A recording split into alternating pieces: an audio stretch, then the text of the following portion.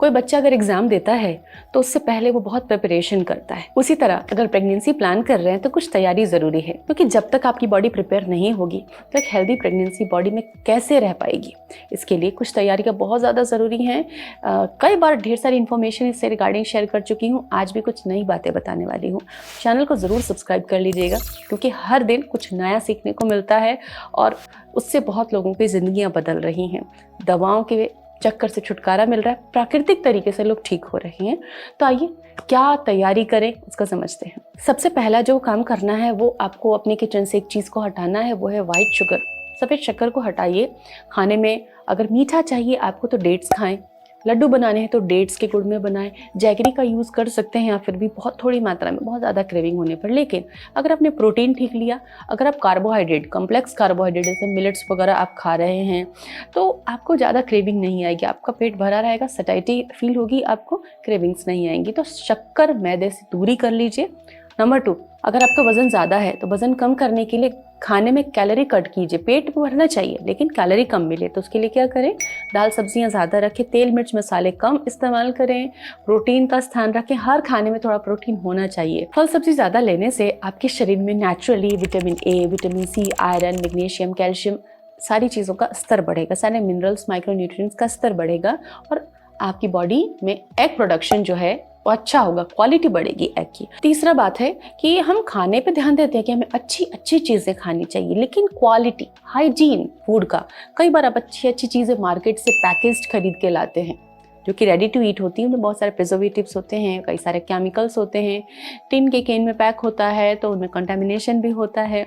तो ये चीज़ें आपके लिए बिल्कुल हेल्दी नहीं। कई बार आप नॉनवेज ला रहे हैं या मौसम का कहें या फिर वेजिटेबल्स लेके आ रहे हैं तो वो हाइजीनिक जगह से नहीं ला रहे हैं या फिर हाइजीन मेंटेन नहीं किया है और आपको बार बार पेट से रिलेटेड इन्फेक्शन हो रहा है। तो अगर प्रेग्नेंट होना है तो आपको हाइजीन रखना होगा। अपने फूड से हमको सबसे ज़्यादा इन्फेक्शन होने का खतरा रहता है, क्योंकि वाटर और फूड इन्हीं से आता है मेनली। तो हाइजीन बहुत रखें। बार बार अगर इन्फेक्शन होगा तो प्रेग्नेंट होने के चांसेस नहीं बन पाएंगे। कई बार ई कोलाई, लिस्टीरिया आदि इन्फेक्शन से अर्ली प्रेगनेंसी में मिसकैरेज हो जाता है। तो अपने फूड बोर्न जो इश्यूज हैं उनसे बचने के लिए थोड़ा सा एहतियात रखें। अगली महत्वपूर्ण बात है कि फास्टिंग से बचें।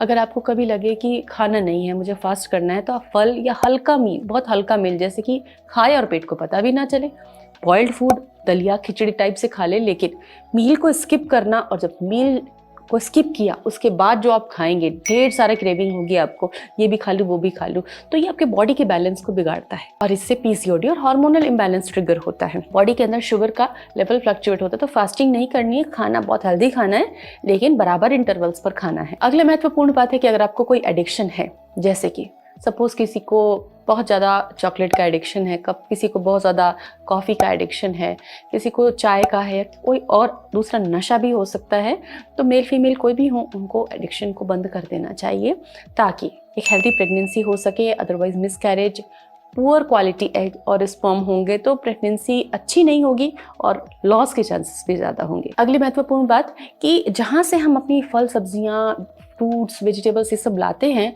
सोर्सेज क्या हैं। अगर आप फिश लेते हैं और फिश किसी ऐसे पॉन्ड से है जहाँ पे बहुत ज़्यादा वेस्ट डाला जाता है तो उसमें मरकरी आ जाता है और वो मरकरी बच्चे के अंदर डिफेक्ट लेके आता है जो माँ के शरीर में होता है। फिर आप कहते हैं कि बच्चे में ये कमी आ कैसे गई, हमने क्या गलती की थी।